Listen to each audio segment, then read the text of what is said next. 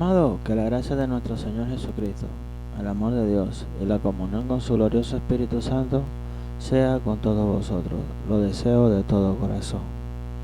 En esta oportunidad, mis amados, quiero compartir un tema acerca de la predestinación. ¿Será que el Señor, de manera arbitraria, o sea, de forma injusta, ilegal, decidió que unos se salvaran y otros no?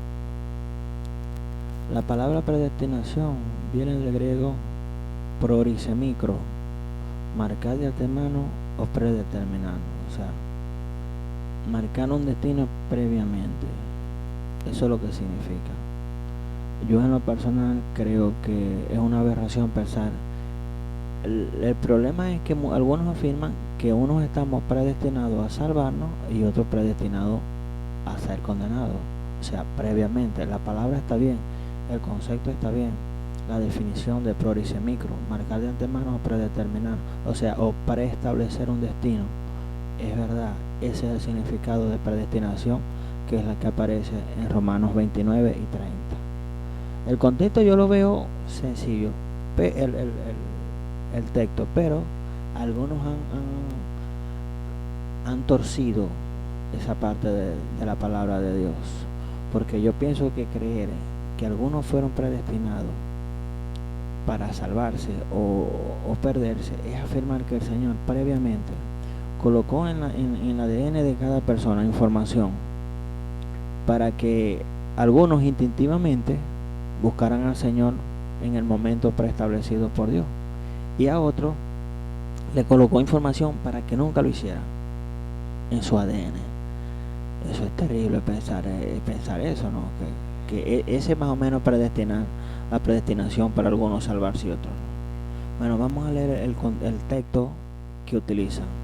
En Romanos 8, 29 al 30, dice de esta manera: porque a los que antes conoció, también los predestinó, para que fuesen hechos conformes a la imagen de su Hijo, para que Él sea el primogénito entre muchos hermanos.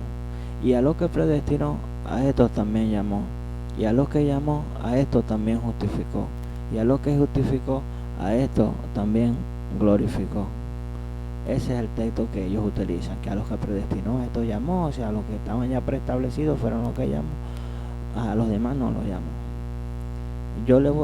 Yo personalmente, cada vez que voy a estudiar un escrito bíblico, considero varios, o se deben considerar varias cosas, entre ellas que a la conclusión o a la conclusión que cada uno de nosotros lleguemos no contradiga la enseñanza general de la Escritura, no contradiga otros pasajes bíblicos. Vamos a poner unos ejemplos, por lo menos. Yo me hago preguntas también. ¿Qué pregunta me hice yo? Primero, ¿por quién murió el Señor? Y esas respuestas las conseguimos en la Biblia. Si están en la Biblia, las vamos a conseguir. Si no están, posible. Ahora yo dije, pero ¿por quién entregó su vida el Señor? ¿Por quién fue que vino a pagar? ¿Por solamente los que habían sido predestinados? Vamos a la Biblia a ver qué nos dice. En Juan 6:51 nos dice de esta manera: yo soy el pan vivo que descendió del cielo. Si alguno comiere de este pan, vivirá para siempre. Y el pan que yo daré es mi carne, la cual yo daré por la vida del mundo. ¿Quién es el mundo? Todo el mundo. Según este texto, en Juan 6:51, Él murió por la vida de todos. En Juan 12:47, otro texto nos dice de esta forma: al que oye mi palabra y no las guarda, yo no le juzgo, porque no he venido a juzgar al mundo, sino a salvarlo. Otro texto, en primera de Juan 2:2 dice: y Él es la propiciación por nuestros pecados, y no solamente por los nuestros, sino también por los de todo el mundo. Él se hizo propicio por los pecados de la humanidad. Él compró al mundo entero. Ahora, algunos deciden recibirlo y otros no. Ya eso es personal.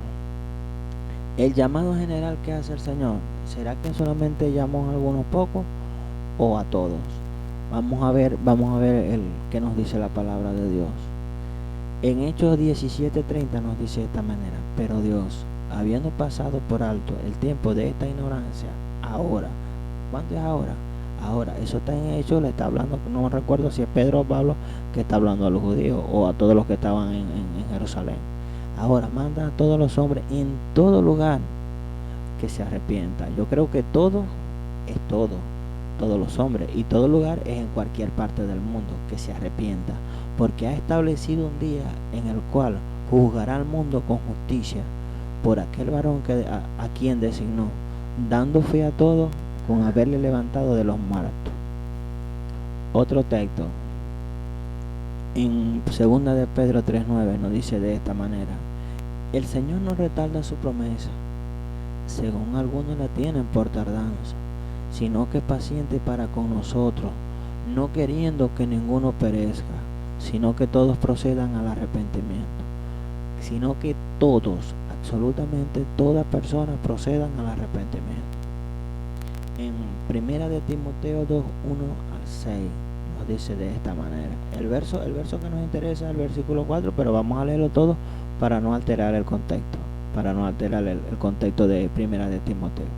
Dice así: exhorto a todos a que se hagan rogativas, oraciones, peticiones y acciones de gracia por todos los hombres, por los reyes y por todos los que están en eminencia, para que vivamos quieta y reposadamente, en toda piedad y honestidad, porque esto es bueno y agradable delante de nuestro Salvador, el cual, ¿qué es el cual? Un pronombre que está haciendo referencia a la persona que fue nombrada con anterioridad, que fue nuestro Señor Jesucristo. Vamos a leerlo nuevamente: porque esto es bueno y agradable delante de Dios nuestro Salvador, el cual quiere que todos los hombres sean salvos y vengan al conocimiento de la verdad. ¿Quién quiere Dios que se salve? Todos los hombres, que todos vengan al conocimiento de la verdad que es Cristo Jesús. Versículo 5: porque hay un solo Dios y un solo mediador entre Dios y los hombres, Jesucristo hombre, el cual, otra vez, otro pronombre que te nombra la persona o lo que se nombró anteriormente, que fue Jesucristo, el cual se dio a sí mismo en rescate por todo. Aquí está confirmando nuevamente por qué, por quién pagó el Señor, el cual se dio a sí mismo en rescate por todos, de lo cual se dio testimonio a su debido tiempo. ¿Qué fue de lo cual? ¿De qué se dio testimonio? De que el Señor pagó por todo, a su debido tiempo. Otro versículo del llamado que hizo general al Señor, Isaías 55:1 nos dice de esta manera: a todos los sedientos, venid a las aguas, y a los que no tienen dinero, venid, comprad y comed. Venid, comprad sin dinero y sin precio vino y leche. ¿Por qué gastáis el dinero en lo que no es pan, y vuestro trabajo en lo que no sacia? Oídme atentamente y comed del bien, y se deleitará vuestra alma con grosura. Inclinad vuestro oído y venid a mí, oíd y vivirá vuestra alma, y haré con vosotros pacto eterno. ¿Cuánto tiempo? Eterno. La misericordia firme que hice a David. Esos son algunos textos en referencia a quién llama, cuál fue el llamado general que hizo el Señor a cualquier persona. Cualquier persona puede buscar de Dios. ¿Quiénes reciben? Ahora vamos a analizar quiénes reciben este pacto eterno o este acuerdo eterno en la misericordia de parte de Dios. Juan 3:16 al 18 nos dice de esta forma: porque de tal manera amó Dios al mundo, que ha dado a su Hijo unigénito, para que todo aquel que en Él cree. ¿Quién es todo aquel? Cualquier persona. Todo aquel que en Él cree no se pierda, mas tenga vida eterna. ¿Quiénes son los que van a tener vida eterna? ¿Quiénes son los que se van a salvar? Los que crean. Porque no envió Dios a su Hijo al mundo para condenar al mundo, sino para que el mundo sea salvo por Él. El que en Él cree no es condenado, pero el que no cree ya ha sido condenado, porque no ha creído en el nombre del unigénito Hijo de Dios. El que no cree, ni modo, mi hermano. El que no cree en su palabra, Dios no puede hacer nada, porque no ha creído en el llamado que el Señor hizo a todo el mundo. Romanos 10:11 a 13 nos dice así: pues la Escritura dice: todo aquel que en Él creyere no será avergonzado. O sea, aquí la pregunta que hice es: ¿quiénes van a alcanzar misericordia de parte de Dios? Cualquier persona, el Señor pagó por todo, por supuesto, pagó por toda la humanidad, pero ¿quiénes van a recibir esa misericordia y ese acuerdo o ese pacto eterno? Romanos 10, 11 al 13 dice así: pues la Escritura dice, todo que en Él creyere no será avergonzado, porque no hay diferencia entre judío y griego, pues el mismo es que Señor de todos, es rico para con todos los que le invoquen. Es rico para con todos los que le invoquen, porque todo aquel que invocara el nombre del Señor será salvo. Invocar no es el Señor, no. Invocar es clamar, buscar, llegar con un corazón sincero, con un corazón arrepentido, humillado en la presencia de Dios, creer de corazón. Bueno, analicemos un poco algunos pasajes así de Romanos. Vamos a leer Romanos 29, 1, 29, 28 al 32.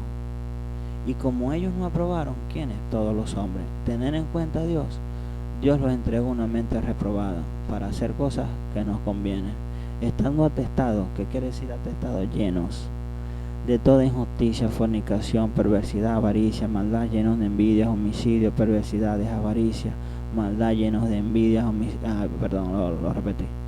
Contiendas, engaños, malignidades, murmuradores, detractores, aborrecedores de Dios, injuriosos, soberbios, altivos, inventores de males, desobediencias a los padres, necios, desleales, sin afecto natural, implacables, sin misericordia, quienes habiendo entendido el juicio de Dios, que los que practican tales cosas son dignos de muerte, no solo las hacen, sino que también se compadecen en los que las practican. Vamos a leer otro texto de la Biblia en Romanos 2, 3, 8. Y piensa esto, hombre, tú que juzgas a los que talas, o sea, todos los que hacen todo lo que leemos, estando llenos de malignidades, aborrecedores a los padres, o sea, y el 2, 3 dice de esta manera: empiezo esto, hombre, tú que juzgas a los que talas y haces lo mismo, que tú escaparás del juicio de Dios, o menosprecias la riqueza de su benignidad, paciencia y longanimidad, ignorando que tu benignidad, ignorando que su benignidad te guía al arrepentimiento. O sea, la benignidad de Dios, el amor de Dios, la bondad de Dios, su paciencia te debe guiar es al arrepentimiento, no a seguir viviendo como lo que describimos ahorita. Pero tú, por tu dureza y por tu corazón no arrepentido, atesoras para ti mismo ira para el día de la ira. ¿Quién es el que está guardando para uno mismo? Todas las personas que practican estas cosas no se arrepienten de sus malos caminos, sino que siguen en esa misma condición de perversidad de todas las que nombramos en el capítulo 1. Pero por tu dureza de tu corazón no arrepentido, atesoras, guarda para ti mismo ira para el día de la ira y de la revelación del justo juicio de Dios, el cual pagará cada uno conforme a sus obras.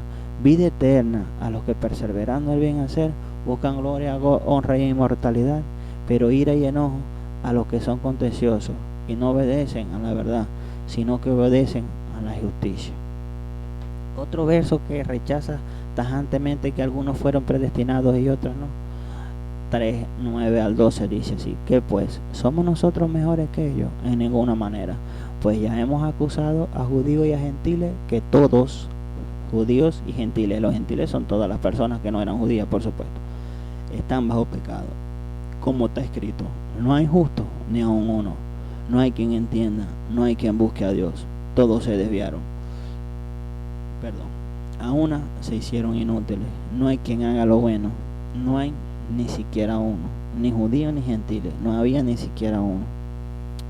Otro verso, otro capítulo para escudriñarlo así por encimita, Romanos 3, 21 al 26, nos dice de esta manera: pero ahora, aparte de la ley, se ha manifestado la justicia de Dios, testificada por la ley y por los profetas, la justicia de Dios por medio de la fe en Jesucristo, para todos los que creen en Él. Este es el capítulo 4 que le sigue al 2 a lo que leímos ahorita, que todos se desviaron, todos se hicieron inútiles, no hay quien entienda, no hay quien haga lo bueno. Bueno, el capítulo 3, el versículo 21 dice así: pero ahora, aparte de la ley, se ha manifestado la justicia de Dios, testificada por la ley y por los profetas. ¿Qué fue lo que testificó la ley y los profetas? La venida del Mesías, la venida de nuestro Señor. La justicia de Dios por medio de la fe en Jesucristo, para todos los que creen en Él, en el Señor. Porque no hay diferencia, por cuanto todos pecaron y estaban destituidos de la gloria de Dios, siendo ahora justificados gratuitamente por su gracia, mediante la redención que es en Cristo Jesús, a quien Dios puso como propiciación, o sea, como sacrificio, como el adecuado, por medio de la fe en su sangre, para manifestar su justicia a causa de haber pasado por alto en su paciencia los pecados pasados, con la mira de manifestar en este tiempo su justicia, a fin de que Él sea el justo y que justifica al que es de la fe de Jesús. ¿Quién es el único justo? Jesucristo. Los que creen en Él son justificados por nuestro Señor ante la presencia del Padre. Si tú quieres ser justo delante de Dios o justificado delante de Dios, tienes que recibir a Cristo en tu corazón, porque el sacrificio que hizo Cristo en la cruz del Calvario es la que te limpia, es la que Él te lava, es el que te purifica, es el que te hace acepto delante de Dios, porque recibiste todos los padecimientos. Jesucristo vino a padecer aquí, mi hermano. Jesucristo, bueno, si uno lee, hay una parte que dice que Jesucristo clamó, lloró, gritó. Entonces uno dice, Dios mío, o sea, a uno le pasa cualquier cosita y ya se anda quejando, ¿no? Bueno, entonces como nos dice, por con la mira manifestar en este tiempo su justicia, a fin de que Él, nuestro Señor, sea justo, y el que justifica al que es de la fe de Jesús.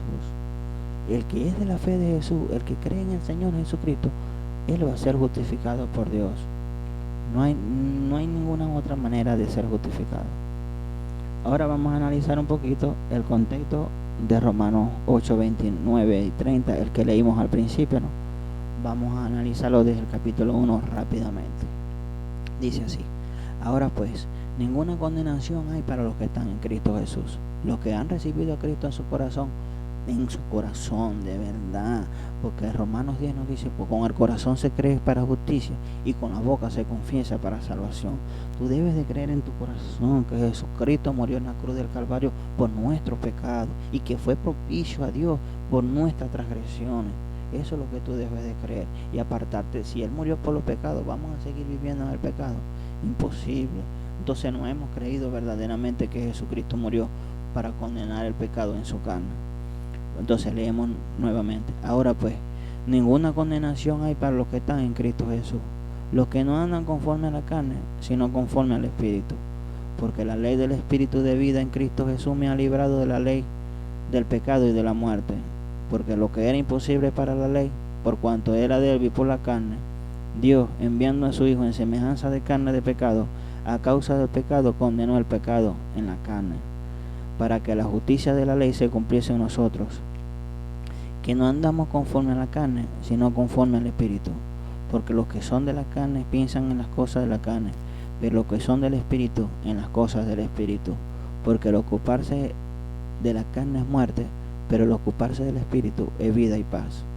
Por cuanto los designios de la carne, o sea, el propósito o el plan de la carne, o sea, la carne que tiene que ver con las emociones, con los sentimientos y con todas esas cosas, son enemistad contra Dios, porque no se sujetan a la ley de Dios, ni tampoco pueden, y los que viven según la carne no pueden agradar a Dios, o sea, los que se dejan llevar por sus emociones, que vayan en contra de Dios, por supuesto. Mas vosotros no vivís según la carne, sino según el Espíritu, si es que el Espíritu de Dios mora en vosotros. Y si alguno no tiene el Espíritu de Cristo, no es de él. Pero si Cristo está en vosotros, el cuerpo en verdad está muerto a causa del pecado, mas el Espíritu vive a causa de la justicia.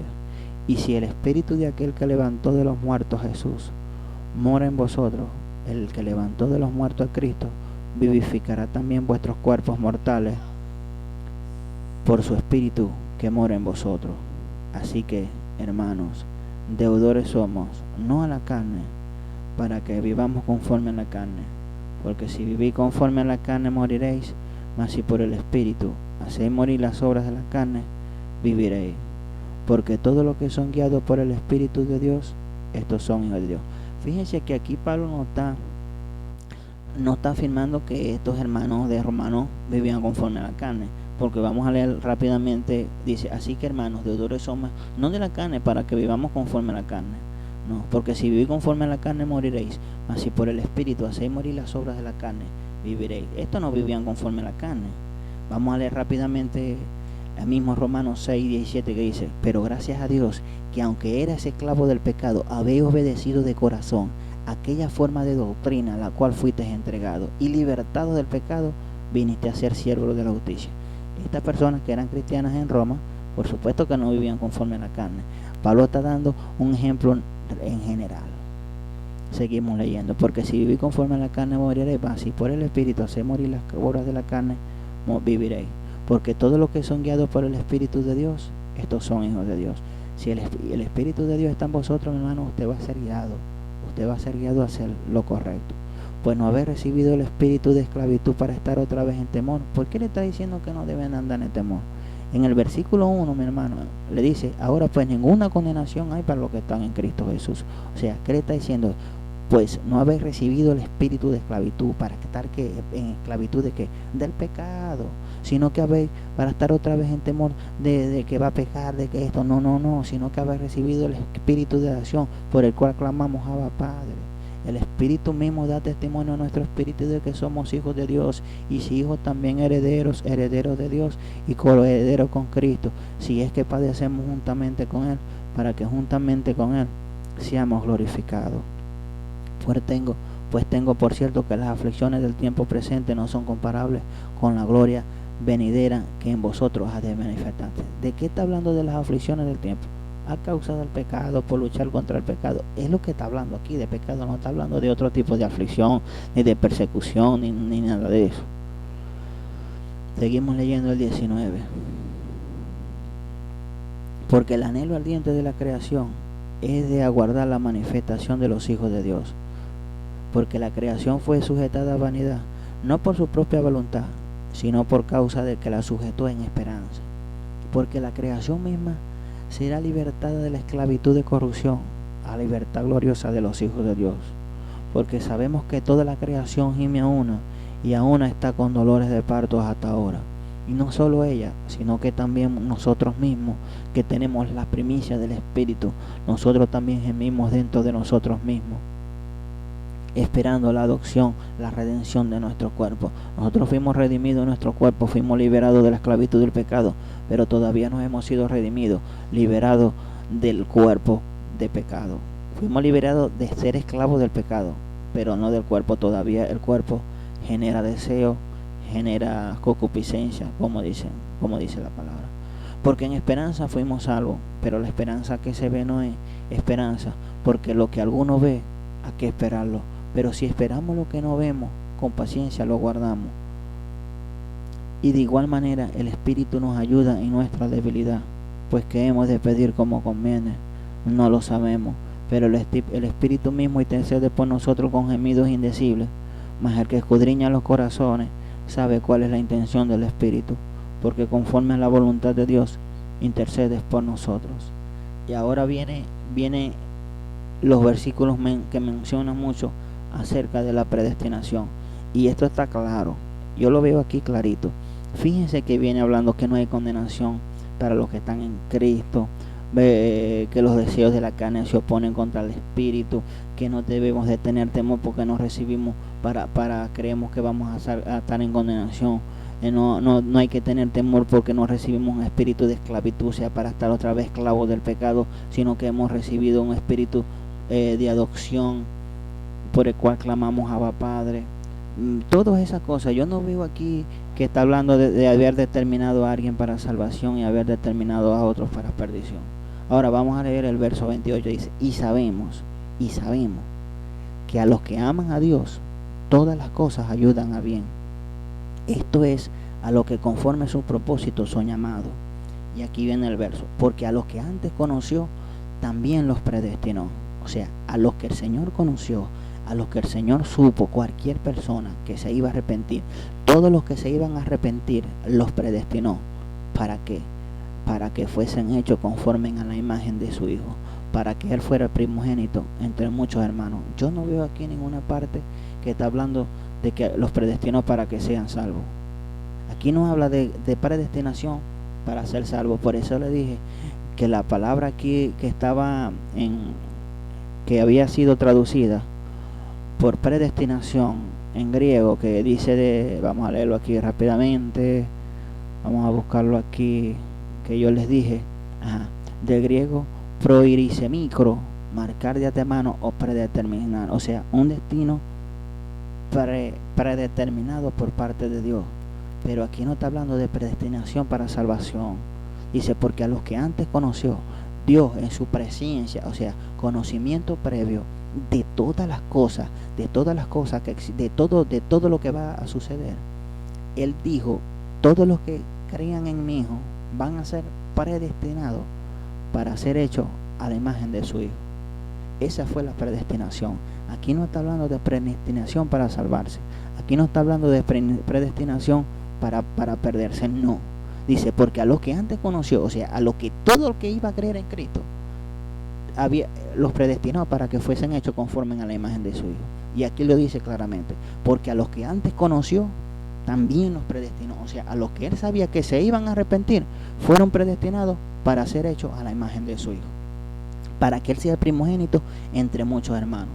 Y sigue el 30, dice, y a los que predestinó, a estos también llamó. O sea, ¿a quién predestinó? A los que conoció. Y a esos que conoció, los llamó. A estos que llamó, los justificó. Y a estos que justificó, los glorificó. ¿En qué posición estamos nosotros? Nosotros no nada más estamos justificados, no hemos sido glorificados todavía, porque eso sucederá cuando seamos redimidos de estos cuerpos de pecado. Entonces sigue leyendo. ¿Qué pues diremos a esto? Si Dios es por nosotros, ¿quién contra nosotros? ¿Cuál es el propósito de Romanos 8, mi hermano? ¿Cuál es el propósito? Mostrarle a los romanos, mostrarle a los cristianos, y en Roma también había judíos y gentiles, mostrarle a esos que habían creído en Cristo Jesús la seguridad de haber creído en Él, la seguridad que tenemos en Cristo Jesús, porque aquí mismo los siguientes versos lo dice. ¿Quién pues diremos a esto? Si Dios es por nosotros, ¿quién contra nosotros? El que no escatimó a su propio Hijo, sino que lo entregó por todos nosotros, ¿cómo no nos dará también con Él todas las cosas? ¿Quién acusará a los escogidos de Dios? Dios es el que justifica. ¿Quién es el que condenará? Cristo es el que murió, más aún el que también resucitó, el que además está a la diestra de Dios, el que también intercede por nosotros.